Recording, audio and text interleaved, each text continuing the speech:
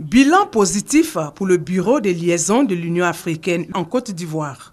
Des actions ont été menées en 2015 par l'organisation. Projets pour assurer l'autonomisation de la femme, construction de salles de classe, réhabilitation de centres de santé, ateliers et séminaires sur la sécurité pour consolider la paix.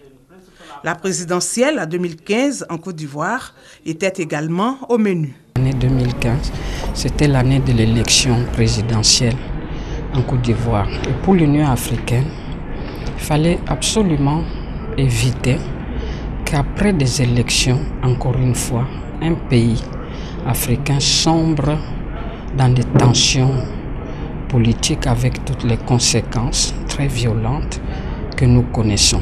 L'Union africaine bénéficie de l'appui d'une ONG britannique. Arlette International travaille à la construction de la paix et au règlement des conflits. Dans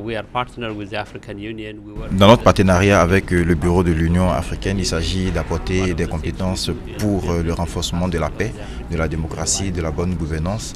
Et toutes nos actions sont dans le cadre de la vision de l'agenda 2015 qui doit permettre à l'Afrique d'être une Afrique pacifique. L'Union africaine accompagne les gouvernants dans la mise en œuvre de leur programme. 2016 constitue un autre défi. Pour 2016, notre premier chantier, ce sera la paix et la sécurité, d'accompagner toutes les parties prenantes en Côte d'Ivoire.